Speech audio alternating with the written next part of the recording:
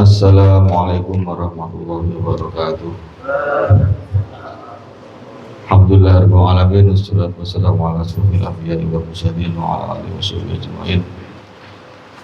Allahumma shalli ala sayyidina Muhammadil fatihi lima ughliqa wal khatimi lima sabaqa wa nasril haqqi bil haqqi wal hadi ila siratikal mustaqim wa ala alihi wa ashabihi haqqa azim.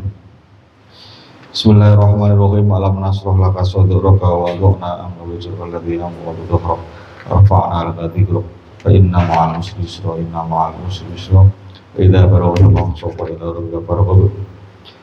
Raditu billahi rabba bil islami dina wa bi Muhammadin nabiyya wa rasulah rabbi zidni ilma warzuqni fahmah. Allahumma la takilni ila nafsi tarfata ain. Allahumma alhimni rusydi wa a'idni syarri nafsi. Ati'ullah wa ati rasul wa ulil amri minkum. Lanjutkan kajian kitab Tafsirul Khalaq. Langsung duduk aja. Duduk.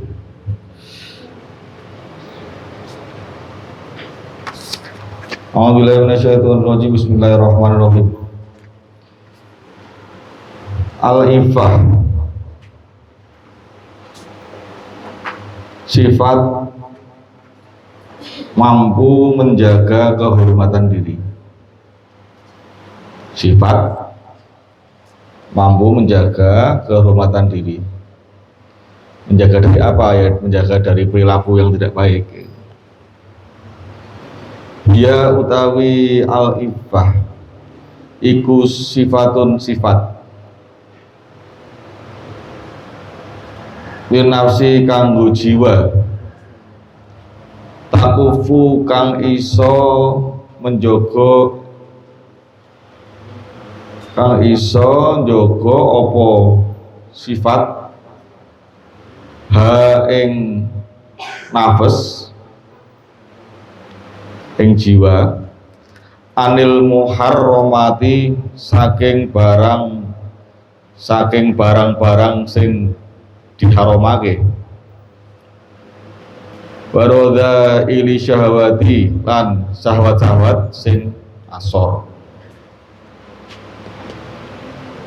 Jadi iffah itu menjaga diri dari hal-hal yang diharamkan, yang syariat yang dibawa oleh Rasulullah, diperintahkan Allah melalui malaikat Jibril, diajarkan oleh guru-guru kita dengan sanad, riwayat dan sebagainya dibawa oleh agama ini. Itu jaga dari yang haram-haram itu dan menjaga diri dari syahwat-syahwat yang rendah. Artinya secara lahiriah syariatnya dijaga dengan hukum-hukum lahiriah, hukum-hukum fikih, yang kelihatan kan gitu. Ya batiniahnya, sahabat-sahabatnya, keinginan-keinginan buruk yang datang dari hati, dorongan-dorongan yang buruk itu, yang rendah-rendah itu juga dijaga. Jadi lahir batinnya terjaga. Itu dari hal-hal yang buruk. Iffah itu begitu. Bismillahirrahmanirrahim. Wahia utawi al-iffah iku min asrofil khisoli, termasuk paling mulia-mulane tingkah laku. Wa asmahalan tinggi-tinggine al-khisol atau tingkah laku. Wa alaiha lan ing atase al-iffah ya tafarra'u bercabang apa kasirotun barang akeh minal fadhoili saking piro-piro keutamaan. Jadi ada cabang-cabangnya iffah itu, ada beberapa keutamaan yang mendukung al-iffah itu.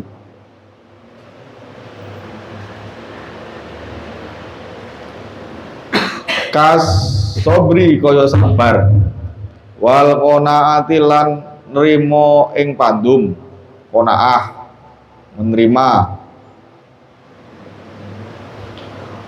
wasakho lan dermawan, loman ya, wasakho dermawan atau loman, nggak bakhil, nggak detail, nggak pelit, wal musalamatilan berdamai, nggak bermusuhan, saling jiwanya senang kalau rukun, damai. Wal waroilan iso jogo diri, bisa menjaga diri, warok. Wal wakor lan berwibawa, lan duweni wibawa, wal wakor. Warohmatalan rasa belas kasih, punya rasa kasih sayang. Wal haya lan punya rasa malu, lan rasa malu. Bahya mongko utawi al ifah iku kanzuman, gudange wong, iku kanzuman gudange wong, lama lakang ora ono bondo iku maujud, ma'ahu serta neman, watajuman lan dadi mahkotane wong, watajuman lan dadi mahkotane wong, la syarafa kang ora ono kemuliaan iku maujud, lahu keduwene man. Jadi sifat ifah itu sangat tinggi, sangat terpuji, tingkah lakunya itu derajatnya itu luar biasa tingginya ya. Bahkan dulu itu ada cerita bangsa Arab, kekhalifahan Abbasiyah itu di Baghdad itu dikalahkan oleh Mongol. Itu kira-kira tahun 1200-an sampai akhir-akhir 1300-an. Itu perang antara Mongol dan Daulah Abbasiyah. Ya dijajah gitu. Itu Mongol itu ya pendirinya siapa? Pendirinya itu Genghis Khan. Tapi waktu menjajah Daulah Abbasiyah itu udah cucunya. Jadi Genghis Khan punya anak Kubilai Khan, punya cucu namanya Hulagu Khan. Mumet kira. Nah, cucunya ini yang menaklukkan Daulah Abbasiyah. Ibu kotanya Baghdad. Itu perang besar-besaran. Korban berjatuhan itu sampai jutaan. Orang dibunuh, orang Islam kalah perang. Di Baghdad itu sampai warna sungai Tigris, sungai di Baghdad itu ada sungai besar namanya sungai Tigris, itu warnanya merah darah. Karena saking akeh wong dibunuh, disembelih, dipotong, ulama-ulama yang dibunuh, bahkan ada perpustakaan besar, kalau nggak salah namanya Darul Hikmah, itu bukunya dibakari semua, bukunya itu ditumpuk-tumpuk di sungai itu, bisa sampai saking banyaknya buku itu, ribuan buku bisa untuk jembatan. Naik kuda nyebrangi sungai yang besar itu, jembatannya buku-buku itu.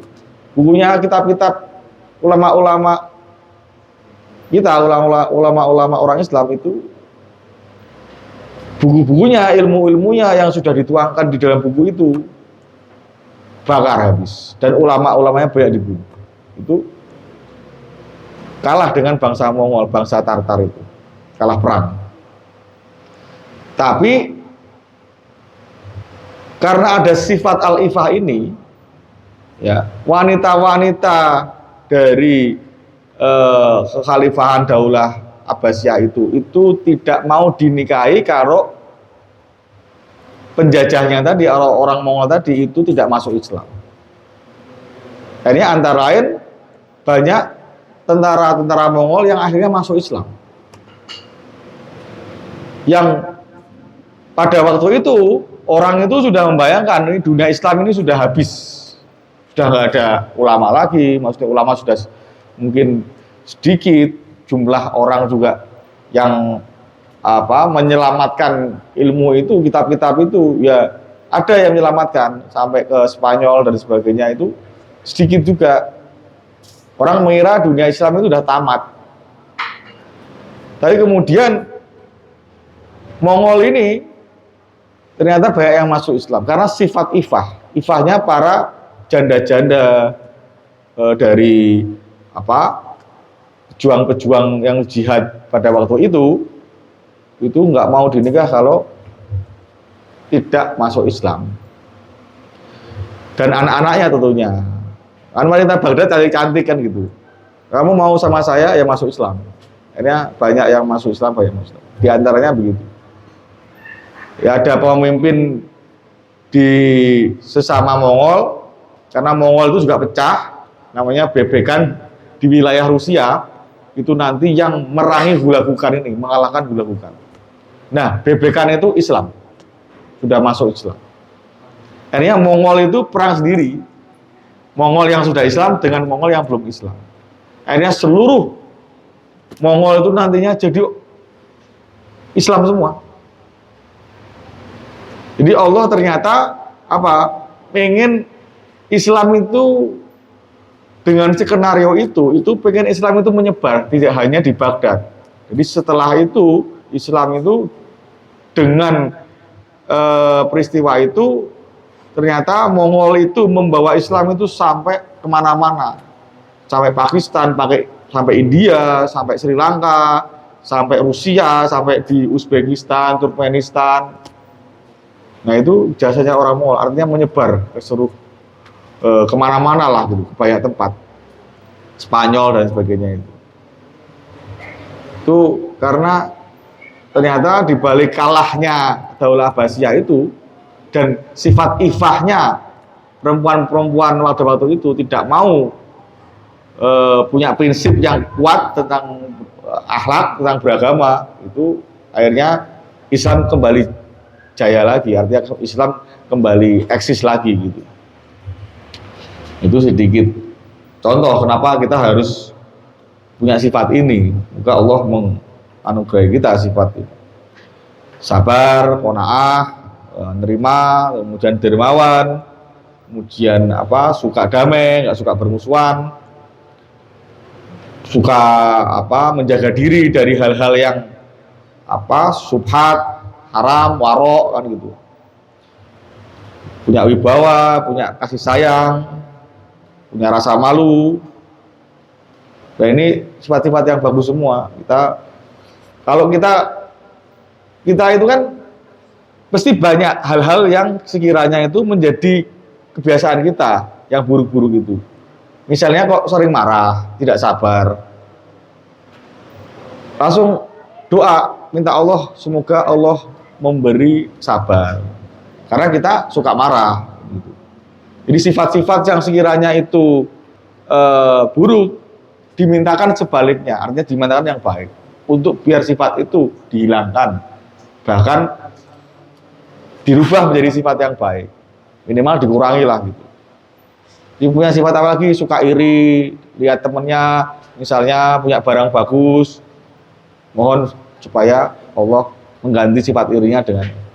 Alhamdulillah orang Islam itu misalnya diberi rezeki sama Allah, dimampukan Allah, dikayakan Allah, ikut senang karena dia sesama Muslim kan gitu. Karena orang Islam kalau kaya ya harta bendanya untuk siapa? Ya untuk orang Islam juga. Zakatnya untuk siapa? Ya orang Islam juga kan gitu. Jadi berpikirnya jangan sempit. Berpikirnya jangan diri kita sendiri aja kan gitu. Jadi senang kalau sesama Muslim itu juga diberi rahmat oleh Allah, diberi kelebihan oleh Allah. Dan sifat ifah ini meskipun orang itu tidak punya harta benda, meskipun orang itu apa-apa kurang lah dikurangkan Allah. Tapi kalau punya sifat ini itu sudah lebih dari segala-galanya. Lebih dari apa yang dia punya. Saking tingginya sifat ini. A'udzubillahi minasyaitonirrajim. Bismillahirrahmanirrahim. Wa sababuha lan utawi sebabe al-ifah iku ing itaut tomai terputusnya sifat tamak, terputusnya tamak, rakus, serakah, watarkul khirsilan ninggal semangat ala kasbil mali ing atase mencari harta. Maksudnya bagaimana? Antara lain sebabnya itu orang itu jauh dari sifat tamak, tidak rakus, tidak serakah. Ifah itu muncul ya karena itu. Misalnya kamu kan kadang lihat di video YouTube atau TikTok atau apalah yang sekiranya ada adegan orang itu mau dihadiahi kunci mobil mewah, uang ribuan dolar kalau mau minum khamr. Ada orang Islam diwawancara, dikasih kuncinya itu mobilnya, mobil paling baru, Jaguar misalnya, mobil sport. Ini khamr, ini kunci, itu mobil, tak kasih kamu kalau kamu mau minum ini. Berkali-kali orang Islam nggak mau. Karena itu tadi menjaga harga diri, ifah, punya kehormatan, punya sifat yang warok dan sebagainya tadi. Nah, terus si itunya yang buat kontennya tadi sama krunya itu nyediain orang yang pakai sorban gitu, ngompor-ngompori, ini hadiahnya, ini kuncinya, cuma minum ini aja kan, saya dapat ini, ya minum aja khamr ini, arak ini, kamu akan dapat, cuma minum sekali aja dapat ini semua gitu. Karena uangnya juga banyak, ribuan dolar, duit itu kalau mobil itu dijual harganya bisa ratusan ribu dolar, kalau dirupiahkan ya 1 miliar 2 miliar dapat lah. Nah, orang yang tadi memalsu orang Islam tadi itu dilihat sama yang satunya karena dia sebelumnya sudah diwawancara nggak mau, itu arahnya direbut, dibanting, orangnya nggak boleh minum. Loh, ini kan saya, ini kan diri saya mau minum kan terserah saya. Jadi debat Bang. Ternyata ya itu tadi orang yang buat konten itu pengen ngerjain yang duluan diwawancara biar dia emosional, melihat seberapa tinggi kehormatannya menjaga ifah tadi, menjaga kehormatannya tadi. Itu antara lain mutus dari sifat tamak, itu dia nggak tamak, artinya diiming-imingi sesuatu yang harganya luar biasa, nilainya luar biasa secara materi, tapi dia nggak mau. Dan meninggalkan semangat untuk mencari harta benda, semangat yang berlebihan artinya. Yep. Semangat harta benda itu perlu, tapi kalau berlebihan ya itu yang salah. Sesuatu yang berlebihan kan tidak baik. Bismillahirrahmanirrahim. Wal qanaatu lan rimo bima kelawan barang tatu ajak-ajak ilaihi maring ma ad-daruratu kebutuhan. Dia juga menerima dan mengajak juga kepada orang lain untuk mencari sesuatu yang dibutuhkan saja.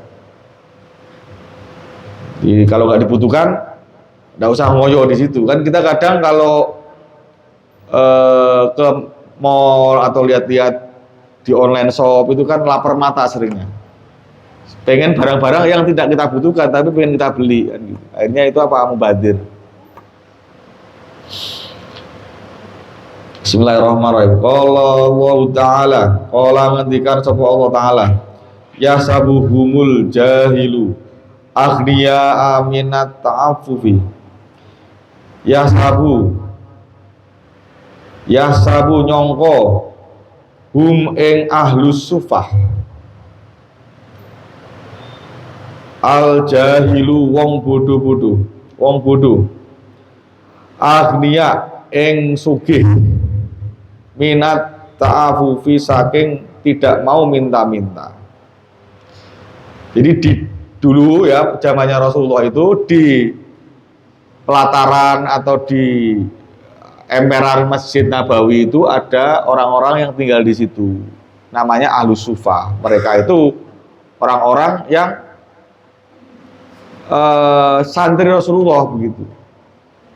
Dan mereka itu karena banyak bersinggungan dengan Rasulullah itu, mereka itu menjaga kehormatannya tinggi dan tidak pernah minta-minta. Kadang itu ya makan 2 hari sekali, kadang hanya minum aja berhari-hari. Dia tinggal di situ, kalau nggak ada orang ngasih ya dia kadang nggak makan. Kadang sering dipanggil Rasulullah untuk makan gitu. Karena dia saking menjaga kehormatannya itu, ifahnya itu, orang bodoh-bodoh nyongkone orang-orang ahli sufah itu sugih-sugih. Karena nggak pernah minta-minta. Lapar yang nggak minta, punya uang nggak punya uang maksudnya nggak pernah minta juga. Karena dia sudah cukup, merasa sudah cukup dengan apa yang Allah sudah berikan. Akhirnya orang bodoh nyangkanya orang kaya karena dia nggak pernah minta. Padahal dia serba kekurangan, tapi dia ahli sufah itu karena prinsipnya kuat, akhirnya tidak terlihat bahwa dia itu menderita. Ngerti nih wong senang gitu.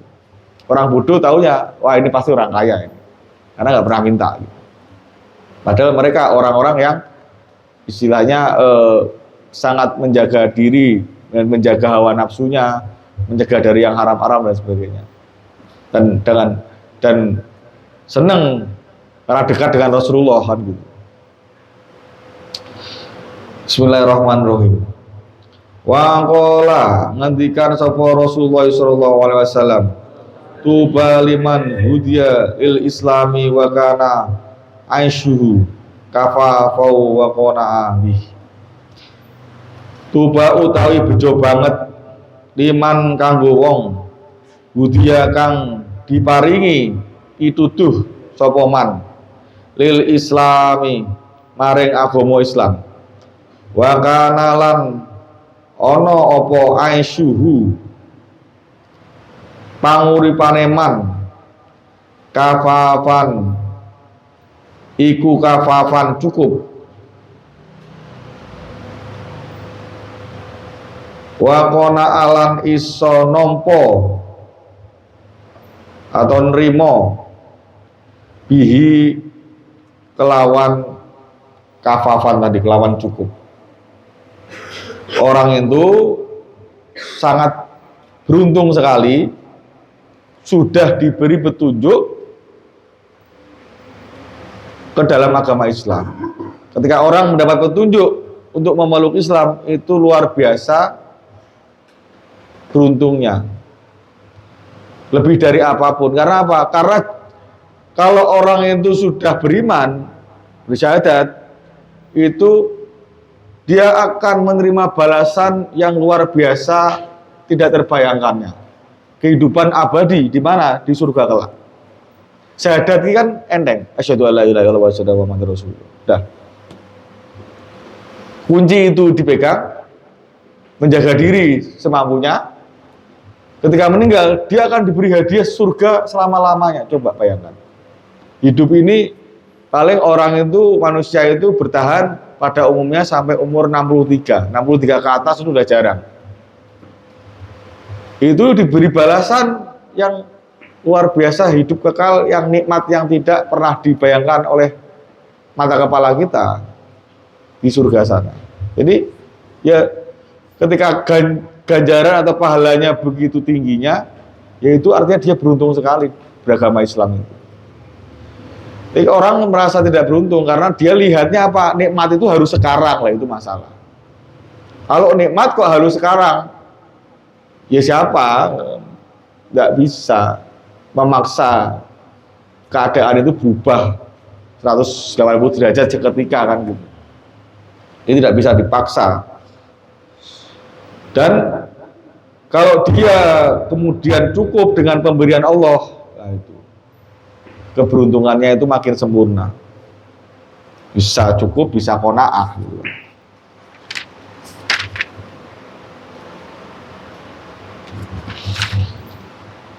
Lanjut ke bab berikutnya. Bismillahirrahmanirrahim. Al-muru'ah. Ayadihi utawi iki iku sifat muru'ah. Muru'ah atau keprawiraan. Hampir sama ya. Bermoral yang baik, menjaga kehormatan, muru'ah. Iya utawi al-muru'ah iku sifatun sifat. Tat'u kang ngajak opo sifat ilat tamasuki maring berpegangan bimakarimil akhlaki kelawan akhlak sing mulya wa mahasinil adati lan bagus-baguse tradisi. Sifat muru'ah itu adalah sifat yang mengajak orang itu untuk berpegang teguh pada akhlak yang bagus dan menjaga tradisi yang baik. Tradisi itu adat atau kebiasaan. Karena ada adat yang kebiasaan yang buruk juga. Di setiap tempat, daerah itu adatnya atau kebiasaannya itu lain-lain. Ukuran kehormatan yang dipakai tempat di lain daerah itu ya lain-lain. Di Jawa dengan Sumatera beda. Di Jawa itu misalnya ada adab, ungguh, bicara sopan, bicara pelan. Kalau di luar Jawa sana itu misalnya di Batak atau di mana itu orang itu berbicara itu dengan suara keras itu biasa. Tapi bagi orang Jawa keras itu kadang tersinggung. Nah, kelihatannya marah-marah padahal nggak marah-marah. Karena memang adatnya orang sana kalau bicara itu suaranya keras. Didengar orang sini kayak orang marah-marah kan. Itu di satu tempat itu adatnya kadang lain-lain. Ya tinggal adat itu bisa menjadi pegangan selama adat itu tidak bertentangan dengan syariat. Al-adatu muhakkamah. Adat itu bisa jadi hukum kalau adat itu tidak bertentangan dengan Al-Quran, hadis, ijma, qiyas. Jadi lihat adatnya apa. Adat atau budaya yang datang dari negara lain misalnya, kalau itu buruk ya jangan ditiru. Misalnya apa? Barat. Barat itu kan orangnya kan tradisinya itu mengaku sebagai negara maju, tapi akhlaknya itu kan tidak bagus. Mereka kalau cuman di jalan raya tidak ada orang protes, dianggap biasa. Karena mereka seperti itu tradisinya. Tapi di sini orang cuma di tengah jalan, wah bisa artinya akan tercoreng nama baiknya karena dia itu tadi tidak menjaga dirinya dari, bahkan bisa ketangkap polisi nanti kalau menjurus ke tindakan pornografi kan gitu. Nah itu adat yang jelek-jelek jangan ditiru. Laki-lakinya pakai tindik, rambutnya dicet-cet nggak jelas. Terus dari Jepang, dari Korea yang buru-buru gitu kan masuk ke sini itu kan jangan ditiru. Di Korea sana laki-lakinya cantik-cantik, kulitnya putih-putih, halus-halus gitu. Malah kayak perempuan dan pakai lipstik laki-lakinya. Kamu kalau lihat K-pop itu joget-joget pakai lipstik mereka. Dan budaya yang misalnya musik-musik begitu ya lebih baik gak usah nonton. Karena apa? Itu nanti bisa memengaruhi psikologis kita untuk meniru itu gitu. Dan itu kalau yang ditiru itu kemudian melalaikan dari Allah, yaitu masalah ya. Musik-musik yang melalaikan dari Allah itu makanya sebagian ulama mengatakan musik itu haram akhirnya. Dan musik boleh selama itu tidak melalaikan dari Allah. Akhirnya dibolehkan, dihadroh boleh terbangkan segala macam karena untuk sholawat gitu. Ya itu tradisi yang baik, contohnya antara lain begitu. Harus pandai-pandai memilah, jangan niru yang jelek-jelek. Bismillahirrahmanirrahim. Wasababuha utawi sebab-sebabe al-muru'ah iku uluwul himmati duri cita-cita wa syarafun nafsi lan mulyane jiwa.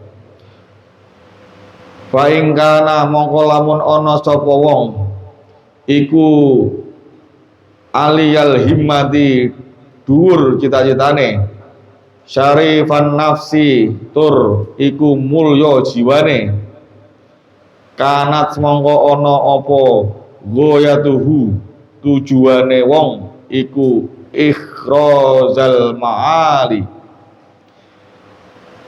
memperoleh sifat-sifat yang tinggi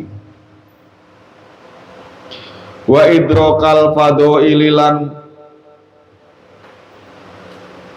menemukan keutamaan wa idrokal fadha'ili lan menemukan keutamaan wabtina al makarimi lan melaksanakan sifat-sifat sing mulia wabat lan nada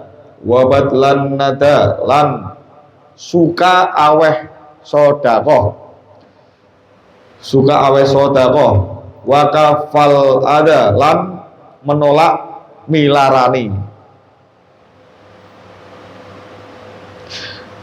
Sebab-sebab orang punya muru'ah itu apa? Itu tadi dia punya jiwa yang mulia dan tingginya cita-cita, dan karena jiwanya itu mulia, dia itu tujuannya itu apa? Ya memperbagus akhlak.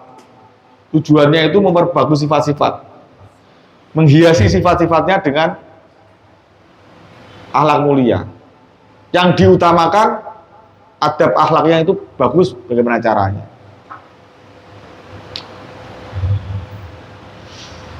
Karena dia orang itu kalau baik akhlaknya, ya semua akan baik. Dan akhlak itu punjere mana pusatnya, mana kolbu. Memperbagus akhlak tidak hanya lahiriah saja, tapi batinnya tadi, lahir batinnya dijaga, ifah tadi. Dan seneng sodakoh, orang itu kalau punya muru'ah dia akan senang dengan sedekah dan menolak menyakiti sesama manusia, menyakiti sesama ciptaan Allah. Sesama ciptaan Allah itu banyak ciptaan Allah. Kalau kita mengaku cinta sama Allah sama Rasulnya, dia cinta juga sama ciptaan-ciptaannya. Dengan lingkungan, cinta akhirnya kita nggak merusak lingkungan. Dengan hewan, cinta kita akhirnya nggak menyakiti hewan-hewan, nggak nyoblosi semut, bakari semut, jangan. Dulu kecil saya juga gitu, kadang pakai obat nyamuk itu semut dimatiin gitu kan, umur SD lah gitu. Terus dimarahin sama Abah Hadi, jangan bakar makhluknya Allah, karena yang berhak untuk membakar ya hanya Allah sendiri. Abah bilang gitu, akhirnya saya nggak pernah bakar-bakar lagi. Dan kalaupun semut nggak pernah bunuh, paling tak sebul, bisa mungkin menghindari. Kadang kalau misalnya, karena semut itu kecil, kita bayangin jadi semut lah gitu. Kalau begitukan, mesti karena sesuatu yang kecil yang tidak punya daya yang luar biasa seperti manusia. Bagi semut, manusia itu seperti ya manusia super kan gitu. Ya kita bayangkan aja Allah bagaimana dengan kita. Kalau kita senang mendolimi makhluknya Allah, ya akhirnya siksa Allah akan turun. Karena enggak, Allah itu cinta dengan ciptaannya, mencintai ciptaan. Jadi ada hadis qudsi, kalau orang yang dolim itu, dia kalau jalan di atas bumi itu ngomong, biar saya telan saja orang ini, karena orang ini orang dolim, orang ini orang barangkali nggak beriman, suka jahat kepada makhluk yang lain, jahatannya wis nggak ketulungan. Ya ada orang yang begitu kan. Kalau dia berjalan di laut tuh pengennya menenggelamkan orang ini. Tapi Allah kemudian bilang sama laut, sama daratan, sama bumi itu, jangan dibunuh lah orang ini, jangan ditelan. Kalau kamu menciptakan, kamu mesti mencintai. Jadi artinya siksa kita itu ditahan oleh Allah, diberi kesempatan untuk tobat. Jadi hikmahnya kita diberi kehidupan masih bisa melek, dikasih kesehatan, artinya apa? Dikasih kesempatan atau umur untuk bertobat. Karena Allah sedang itu tadi rahmatnya sedang menahan dengan rahmatnya, menahan siksanya. Kalau jatuh saat itu juga ya kita yang kerepotan, mesti kita yang luar biasa menderitanya. Jangan menyakiti atau menyiksa lah makhluk sama makhluk Allah. Bismillahirrahmanirrahim. Wahia utawi al-muru'ah iku unwanul ifadi, tandane orang itu punya sifat ifah. Tandanya orang itu punya sifat ifah ya muru'ah ini. Wan nazahatilan, bersih saking celah, bersih dari celah. Wasiyanatilan, ngrekso jiwa. Walidzalika, krono arahe mau ya, arahnya tadi unwanul ifah tadi, tanda orang-orang yang punya sifat ifah. Layuro ora ditingali sopo sohibul muruati, pemilik sifat al muruah, illa takiyan, kecuali hale wong sing bertakwa, baidan hale aduh anil matomi, saking barang-barang sing dipengeni. Rodian hale ridho, bima kelawan barang, kosama wis bagi hu ing ma sapa Allah hu Allah, lahu kanggo wong mau, wong yang punya muruah ya, sohibul muruah. Wairona dirin, hale ora ningali, ilama maring barang, fi aidin nasi, di tangan manusia. Jadi orang yang punya tanda, punya sifat ifah itu dia bersih jiwanya dari celah, dia menjaga jiwanya dari keburukan-burukan. Kemudian juga orang ifah itu ya terlihat bahwa dia itu orang yang takwa gitu kan. Takwa itu bisa dilihat dari seseorang itu punya sifat ifah atau tidak, punya sifat muru'ah atau tidak. Kalau dia punya sifat itu berarti dia bertakwa. Dan dia menjauhkan diri dari hal-hal yang sifatnya dipengeni. Dipengeni itu hawa nafsunya pengen apa, yang sifatnya itu tidak butuh-butuh banget, tidak dipenuhi. Nggak sedikit-sedikit pengen, terus juga milik orang lain pengen, apalagi pengennya nanti saking ngebetnya pengen, akhirnya dia mencuri kadang. Nah, itu dia nggak bertakwa, jadi nggak punya sifat muru'ah, nggak menjaga diri. Kalau tidak mampu, kemudian punya pengen, ya bisa mungkin ditahan. Minimal kamu kalau mau itu ya pinjam, nggak usah kemudian melanggar syariat dengan mencuri itu dijaga. Jadi perlu sekali lagi hal-hal yang sifatnya ini baik-baik itu perlu pembiasaan. Jadi kita tidak perlu, kalau kita tidak mampu pengen sesuatu yang ada di tangan orang lain, di dalam kekuasaan orang lain, ya kita permisi, kita pinjam kalau mau kita memanfaatkan itu. Bismillahirrahmanirrahim. Wa mimma lan iku termasuk barang ya dulu kang nuduhake apa ma alamat hil muruati ing atase terpujinya sifat muruah. Qaulun Nabi utawi pengendikane Kanjeng Nabi Muhammad sallallahu alaihi wasallam, innallaha yuhibbu ma'aliyal umuri wa ashrafaha. Innallah sak temene Gusti Allah iku yuhibbu seneng sapa Allah ma'ali ing dhuwure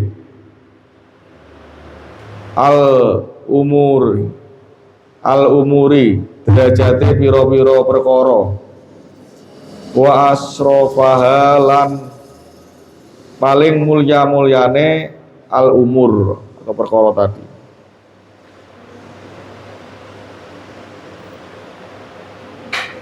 Jadi Allah cinta dengan orang yang punya al-muruah ini, derajatnya tinggi, dan Allah cinta orang yang suka menjaga kehormatan ini. Termasuk juga cara kita menghadap Allah kadang ya. Itu juga jangan pakai pakaian ke masjid dengan pakaian yang sekiranya membuat orang lain itu jadi tertarik untuk membaca itu, pakai kaos tulisannya atau gambar-gambarnya itu jadi orang sholat di belakang kita jadi nggak khusyuk kan gitu. Gambar porno apalagi kadang itu, gambar setan-setan gitu kan. Kalau tulisan cerita macam-macam gitu kan, kaos-kaos yang akhirnya orang itu habis sujud dia bangun lagi, bacanya belum selesai dilanjutkan bacanya, padahal lagi sholat gitu.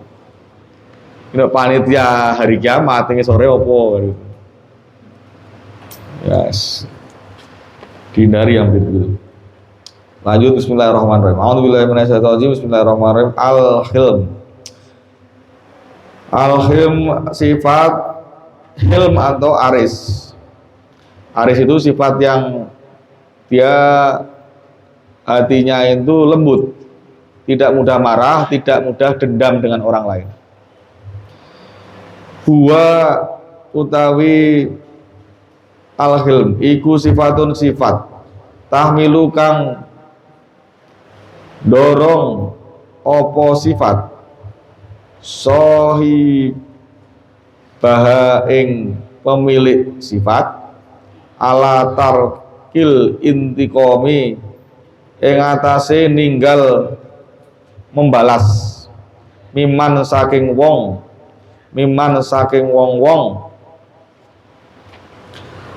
akdoba gawe nesu sapa man hu ing sohibuha tadi, pemilik hilm tadi, ma'a kudrotihi sertane mampune sohibuha serta mampune sohibuha ala dalika ing atase membalas.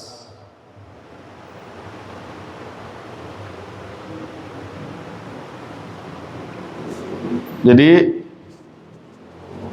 hilm itu orang itu ketika disakiti dia mampu untuk balas, bisa jadi lebih kuat, punya jabatan yang punya pengaruh tinggi, dia mampu untuk balas, tapi dia menahan diri, nggak balas, bahkan memaafkan. Itu hilm ini. Jadi menahan, kalau marah ditahan. Wa sababuha utawi sebabe sifat hilm. Rahmatul juhali melasi karo wong sing bodho-bodho. Iku rahmatul juhali melasi karo wong sing bodho-bodho. Awit tarofui utawa meninggalkan anil musyatamati saking para padu, meninggalkan orang-orang yang sedang cekcok, lagi sama-sama marahnya, dia pasti suaranya keras, sering berbalas inilah, barangkali caci maki, membalas dengan adu mulut kan gitu. Dia meninggalkan itu.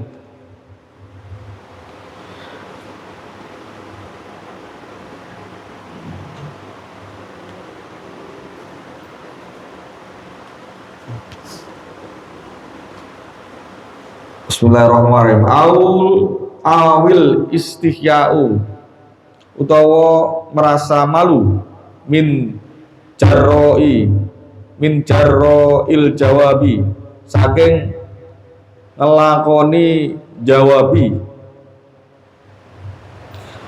awit tafad dulu utawa aweh keutamaan alal musii ing atase wong sing menyakiti au riayatun nikmatin utawa ngreksa nikmat sabiqatin kang dhisik awil makru utawa pakai strategi awil makru utawa memakai strategi. Makar itu strategi, ada makar itu yang saye, artinya makar yang jelek, ada makar yang hasan atau makar yang baik. Strategi untuk menanggulangi orang itu kan macam-macam. Wa tawaqqu'ul furosi lan menunggu kesempatan. Padhalika utawi mengkono-mengkono niku wau ya yang tadi itu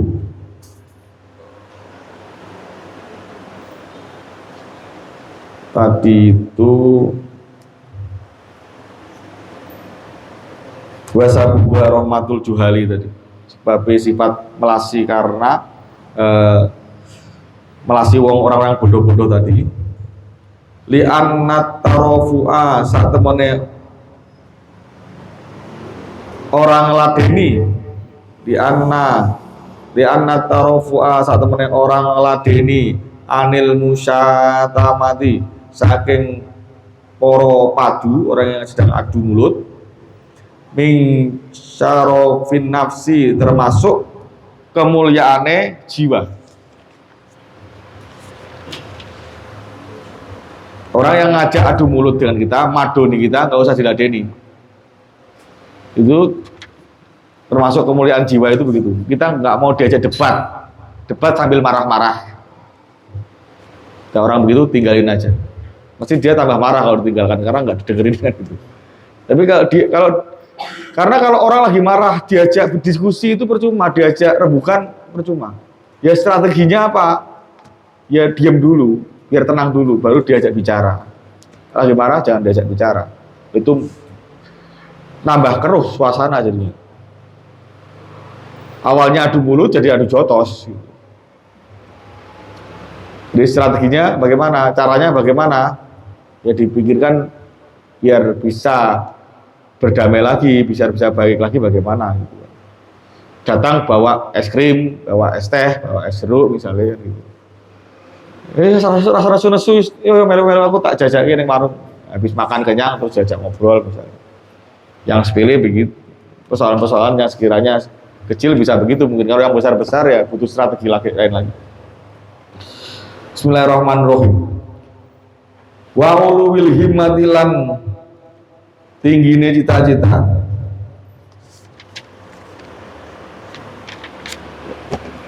Wal istihya'u utawi isin min siyanatin nafsi termasuk jogo jiwa wa kamanil muru'ati lan sempurnane keprawiraan wari ayatun nikmatis sabiqoti utawi jogo nikmat saking utawi jogo nikmat sing wis dhisik minal wafai termasuk nuhuni janji, menepati janji. Wal makru utawi strategi wa tawakkuul furosi lan menunggu kesempatan-kesempatan iku minad dahai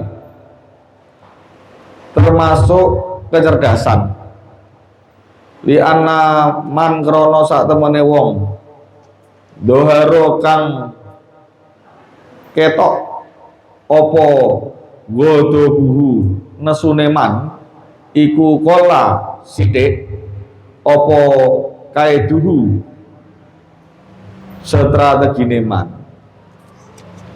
Jadi kalau ada orang lagi marah terus ngajak debat, ngajak padu dengan kita, itu termasuk tindakan cerdas. Itu ya kita tidak meladeni itu. Itu cerdas. Menghindari dan menunggu kesempatan. Kayak tadi strateginya bagaimana jajak, strateginya bagaimana dihibur, diajak diingatkan hal-hal lucu misalnya kalau itu anak kecil kan gitu. Nah itu biar nggak marah. Tensinya turun bagaimana? Dulu ada cerita Rasulullah itu sama Sayyidina Abu Bakar lagi ngobrol, ada orang tahu-tahu datang, nggak tahu sebabnya apa, karena apa, tahu-tahu Sayyidina Abu Bakar dimarahin sama orang ini, orang datang itu, marah-marah sama Sayyidina Abu Bakar. Sayyidina Abu Bakar diam aja, dimarahin, nggak diladeni. Terus Rasulullah lihat Sayyidina Abu Bakar senyum. Diam, nggak ngeladeni orang yang lagi marah-marah, lagi majak adu mulut, diam. Orang itu pergi, was, dia marah-marah, Sayyidina Abu Bakar pergi. Terus Pak Anjutin ngobrol lagi sama Rasulullah. Orang itu datang lagi, marah-marah lagi, dan Sayyidina Abu Bakar masih diam. Rasulullah lihat ya senyum aja. Orang itu udah puas marah-marah, pergi lagi dia. Terus lanjutin ngobrol lagi. Ketiga kali datang lagi, marah-marah lagi. Sampai 3 kali. Nah, Sayyidina Abu Bakar udah nahan, akhirnya dia mulai menjawabi. Mulai adu argumentasi. Nah, ketika itu adu mulut terjadi, ketika ada perdebatan, walaupun mungkin yang benar Sayyidina Abu Bakar kan gitu. Itu Rasulullah ketika lihat itu ada orang adu argumen, beliau pergi pulang. Pergi dari situ. Nah, Sayyidina Abu Bakar, Rasulullah kok malah pergi, malah dari sini. Tadi 2 kali saya diam kok malah senyum, malah yang ketiga kok pergi, ada apa? Terus Sayyidina Abu Bakar kemudian setelah peristiwa debat dengan orang itu, dia cari Rasulullah, ketemu di dalamnya. Assalamualaikum, terus tanya, kenapa ya Rasulullah? 1, 2 saya diam kok jenengan senyum, yang ketiga kok malah pergi. Ketika saya mulai menjawabi orang yang datang itu, ketika diam menahan diri, Rasulullah menyampaikan bahwa beliau melihat malaikat dari langit turun mengelilingi Sayyidina Abu Bakar. Ketika Sayyidina Abu Bakar sabar. Ketika orang itu datang kedua kalinya marah-marah, lebih sabar lagi karena Sayyidina Abu Bakar. Malaikat yang turun dari langit tambah banyak mengelilingi Sayyidina Abu Bakar. Rasulullah senyum, lihat itu kan senyum, ada malaikat. Dan yang ketiga kalinya, ketika mulai jawab, malaikat-malaikat pada pergi. Datanglah setan-setan itu, datang. Mulai ngelilingi orang yang debat ini. Lah ketika yang datang setan-setan itu, Rasulullah pergi. Nah, setan itu kan baunya juga busuk kalau orang yang bisa mencium baunya itu. Itu antara kisah ya, dari riwayat. Jadi dan orang yang melihatkan marah itu tampak bodohnya, dan dia pasti tidak cerdas, tidak tampak strateginya itu sedikit kan. Kalau lagi debat salah satu awalnya diem, maksudnya salah satu awalnya sabar, kok tahu-tahu marah. Yang marah itu yang kelihatan bodohnya, tidak cerdasnya. Ya, Bismillahirrahmanirrahim. Qala ngendikan sapa an-nabiyyu kanjeng Nabi Muhammad sallallahu alaihi wasallam bisanai ala ahlil hilmi innallaha yuhibbul hayyal halima wa yubghidul fahishal badi'a.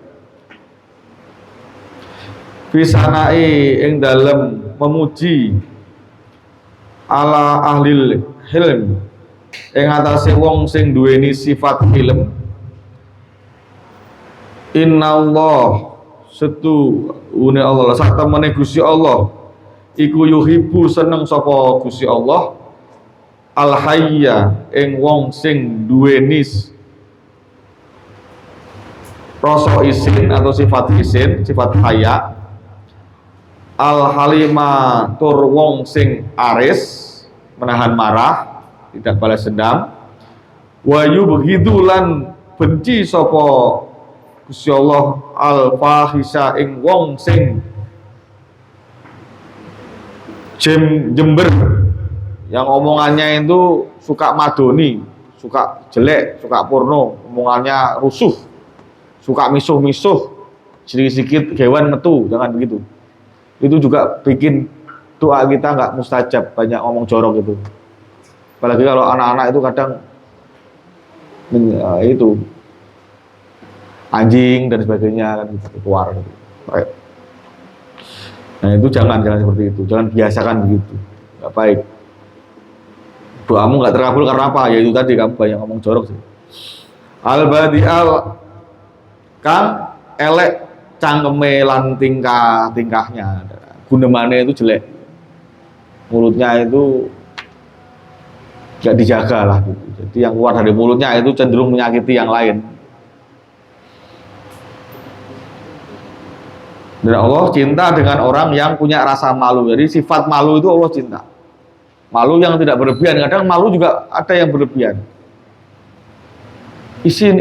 Tapi seharusnya dia nggak malu, tapi justru malu. Misalnya suruh tampil ke depan khataman, dia dapat sertifikat, dapat ijazah, dapat penghargaan, sudah latihan, wayahe manggung isin gimana?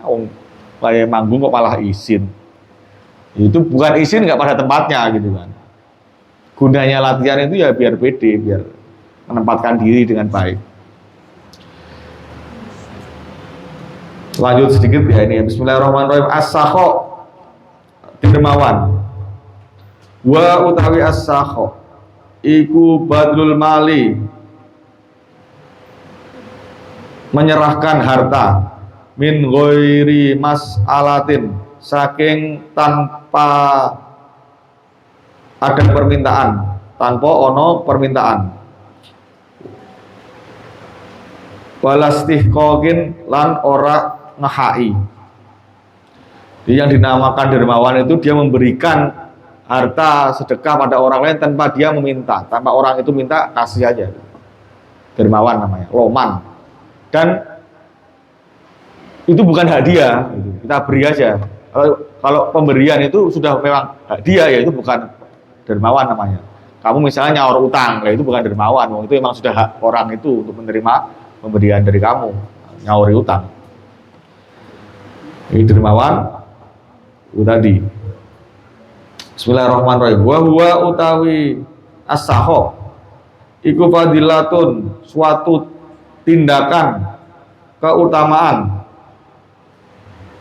mustahsanatun kang dianggap bagus, wa khoslatun lan tingkah sifat, mahmudatun kang terpuji, lima kerono barang hi ing dalem as-saho minir tibatil qulubi saking bersambungnya hati, wastima iha lan kumpule al qulub, kumpule hati, fayak dumu mongko dadi gede opo al intifa'u ngalap manfaat, waya umulan dadi semrambah lan dadi semrambah opo al irtifaku kekancan.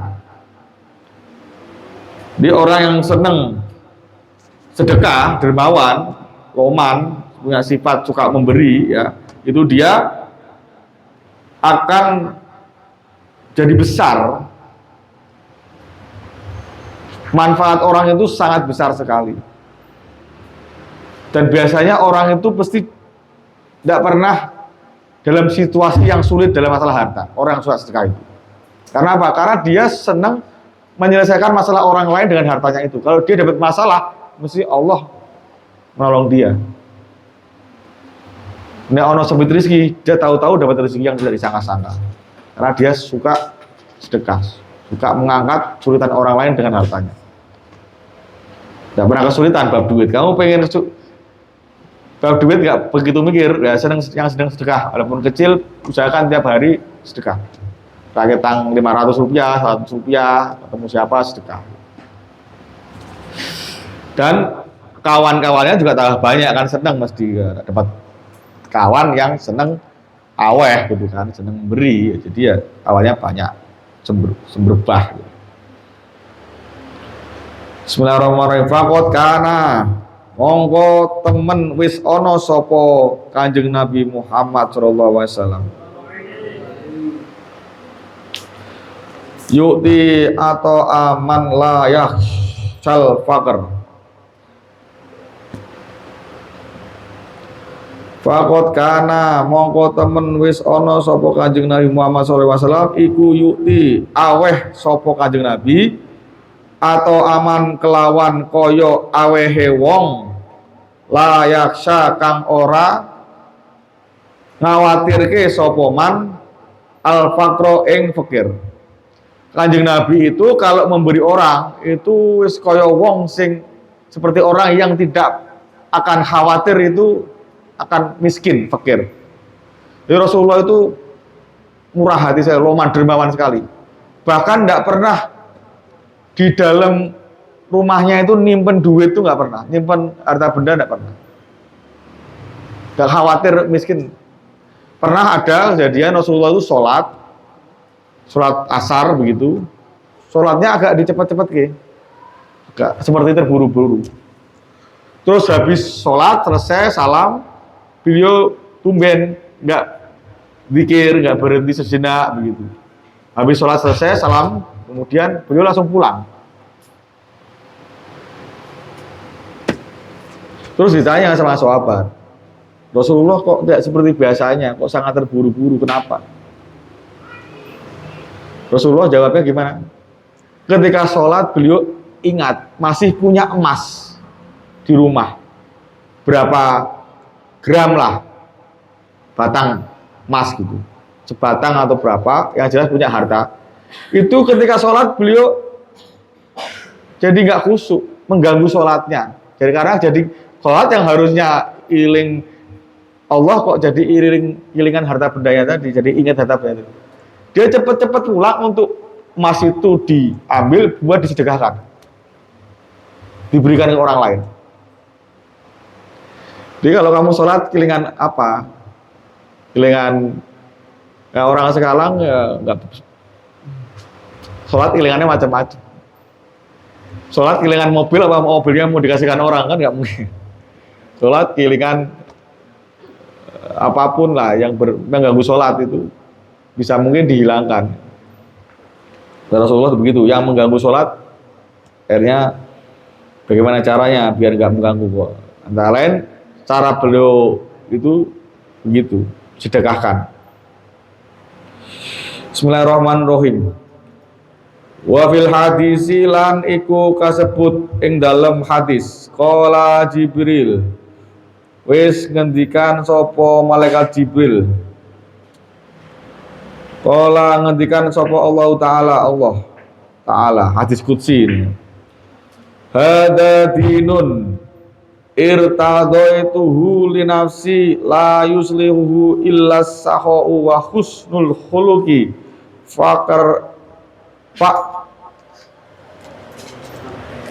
fa'rimuhu bihima mastata'tum.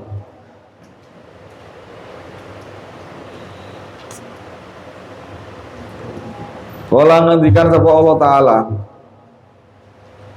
hada utawi ikilah Islam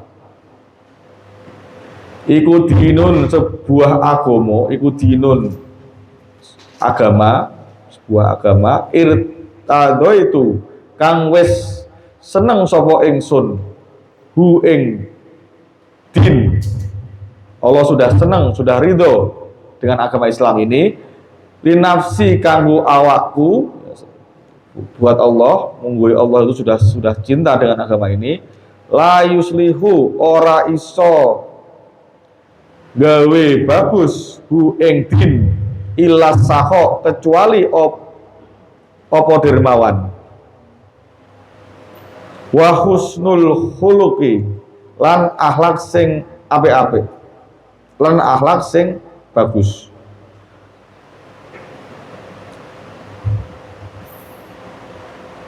Fakrimu monggo padha mulyakno sira hu ing din bihima kelawan husnul khuluq dan sakhok tadi, bihima kelawan dermawan dan akhlak yang baik. Mastata'tum selagine mampu sapa sira kabeh. Jadi Allah sudah ridho dan senang dengan agama Islam ini. Kemudian juga agama ini menjadi semakin bagus, makin mulia. Kemuliaan agama ini dengan apa? Dengan orang-orangnya itu punya akhlak yang baik dan dermawan. Akhlak yang baik, dermawan. Akhlak yang baik itu kan diri kita ini bisa sempurna itu loman punya sifat itu. Kalau yang baik tapi kok pelit ya kurang tentunya. Itu ya, saya cukupkan. Walhamdulillahirabbil alamin wallahu a'lam bishawab. Wassalamualaikum warahmatullahi wabarakatuh.